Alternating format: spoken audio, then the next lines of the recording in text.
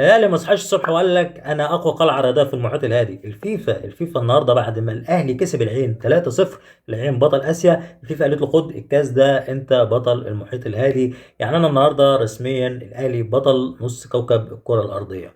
كسبت اسيا وكسبت بطل اسيا وبطل افريقيا وبطل، انا فاضل لي بطل اوروبا، انا فاضل لي ريال مدريد ان شاء الله باذن الله باذنك يا رب اكسب الماتش الجاي واكسب ريال مدريد. ليه لا؟ مفيش سقف طموحات في النادي الاهلي.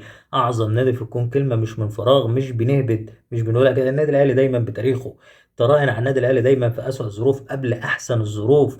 مين كان يتفرج على ماتش سيراميكا ولا ماتش الزمالك في كاس السوبر الافريقي يقول لك الفرقه دي؟ انت لو بتتابع الاهلي كده او بتمسك ورقه وقلم وبتقيم فرقه النادي الاهلي فبتجيب اخر ماتشين ثلاثه، ايه الفرقه دي؟ مين ده لا يواجه العين، ده لا يواجه بطل اسيا، ده لا يواجه اللعيبه اللي كانت بتلاعب نيمار وكانسيلو اقوى اغنى فرق في القارات، في القارات دلوقتي، اللي سواء سعوديه ولا اماراتيه. انت ايه يا عم؟ انت صباح الفل، ده انت ايمن الرمادي مسكني في ماتش سيراميكا بهدلني بهواني، كسبت باي لك صباح الفل.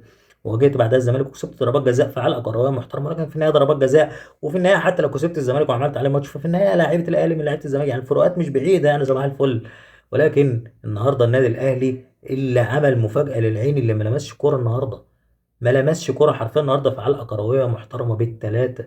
بالثلاثه كنت قادر تكسب 4 و5 و6 و7. النهارده انت ضيعت كميه انفرادات ومسكت الكوره، العين ما لمستش كوره. العين صفر، مش صفر خطوره للامانه، جت كوره كده في الدقيقه 26 مرتده، ولكن برضو مش خطوره اللي هي كانت في النهايه مرتده. وكوره برضو في اخر الماتش كده جت للواد المهاجم اللي نزل برضو مع سفيان رحيم اللي ما سبحان الله ما جاش النهارده، وبرضه نفس الكلام لعبها بالراس كده. دي الخطورة للعين النهاردة. النهاردة تكسب 4-5 مرتاح مرتاح. تحية جمهور النادي الأهلي، جمهور النادي الأهلي اللي ما دخلش العين النهاردة للحظة في أجواء المباراة من أول ثانية لآخر ثانية. عجبني كلمة إبراهيم فيها النهاردة لما قال لك ذكاء جمهور النادي الأهلي إنه ما شجعش غير قبل الماتش بربع ساعة عشان يوفر طاقته ومجهوده، وفعلا كان على الموعد النهاردة. رجالة النادي الأهلي بالعزيمة والروح النهاردة، تشيل كولر تحط موسيماني، تشيل موسيماني تحط فايلر. النادي الأهلي بأي مدرب، النادي الأهلي بأي لعيبة، بأي جيل، لبسهم التيشيرت واتفرج. مش من النهارده، موسيماني لما كانت لسه لعيبتنا بتلعب مع المنتخب في كأس أفريقيا ورايحين كأس العالم للأندية ما معناش لعيبة، لعبنا بالاحتياطي قدام مين؟ قدام الهلال اللي أغنى منك 100 مليون مرة. لعبت الهلال بطل آسيا وكسبت أربعة.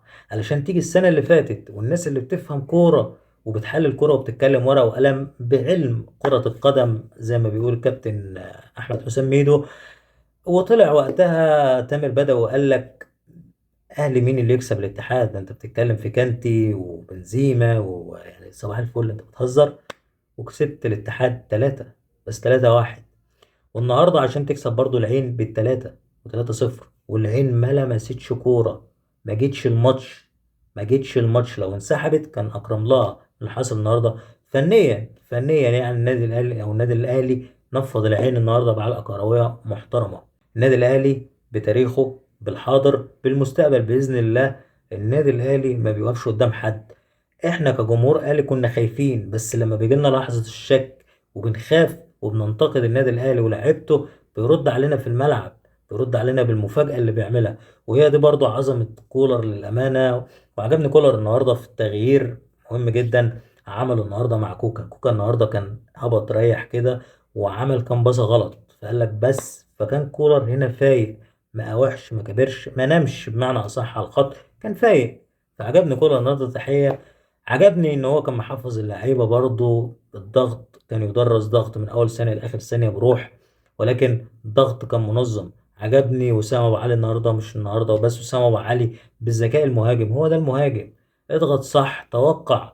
وفعلا غلطة المدافع اللي ما دخلش اجواء الماتش زي ما قلنا بسبب الجمهور وفي نفس الوقت بسبب ضغط لعيبة الاهلي، مفيش تركيز، مفيش تركيز عند لعيبة العين. توقع النهارده وسام ابو علي وضغط وقطع وفنش، هو ده المهاجم. تاني جول امام عاشور، الهدف عالمي، تسديده عالميه، هو ده اللي احنا عايزينه امام. اه عايزين القصف في الجبهات والبتاع ماشي بره الملعب، الكلام ده الجمهور بيحب الكلام ده، وترد شويه على الزيطه بتاعه الجمهور المنافس، ترد عليهم، ولكن في الملعب قبل اي حاجه. انا مش عايز كلامنجي. وفعلا امام النهارده مش احسن حاجه او مش احسن نسخه لامام، ولكن ده خلص لك الماتش بجون عالمي. الجون التالت برضه وسام ابو علي اللي مش بيضغط لمجرد ان هو بيعطل هجمه او بيعمل فاول او ببقى اسمي ضغط، لا بيضغط عشان اقطع الكوره، وفعلا قطعها. وعمر كمال ضربة جزاء جه قفشه خلص الماتش، يستاهل قفشه محترم. النادي الاهلي النهارده يستاهل الماتش، ويستاهل اكتر من كده كمان، تستاهل تكسب بسكور جامد. العين مش فرقه سهله، بس الاهلي اللي خلى العين فرقه سهله. العين فنيا النهارده ما عليتش عن الحاجب. باذن الله الاهلي يفوز الماتش، نشوف مين اللي هيواجهنا الماتش الجاي، ونصعد للنهائي قدام ريال مدريد ونكسب ريال مدريد. النادي الاهلي ما عندوش سقف للطموحات، ودي كلمه تتقال لكولر برضو، اللي قالها في المؤتمر قبل الماتش لما قال الجمهور بتاع الاهلي ما بيصبرش. جمهور الاهلي ما بيصبرش فعلا. ممكن يكون اي نادي في العالم، او اي، مش كلام شعارات، بس اي نادي في العالم ممكن فعلا كلامك يبقى منطقي وواقعي، بس النادي الاهلي ما بيفكرش بالمنطقيه والواقعيه. النادي الاهلي عارف ان القماشه بتاعت فرقته بتمط، ملهاش سقف في الطموح. مهما واجهت، مهما قابلت ناس اصعب منك، انت في النهايه قادر ان انت تكسر حدود المنطق. ما كانش من المنطق ان انت تكسب الهلال، وما كانش من المنطق ان انت تكسب الاتحاد، وما كانش من المنطق، او مش من المنطق ان انت تكسب ريال مدريد او تواجهها حتى. ولكن باذن الله الاهلي قادر ان هو يعمل ده. النادي الاهلي قادر ان هو يكسر ارقام التاريخ. النادي الاهلي قادر ان هو يعمل الاعجاز والانجاز.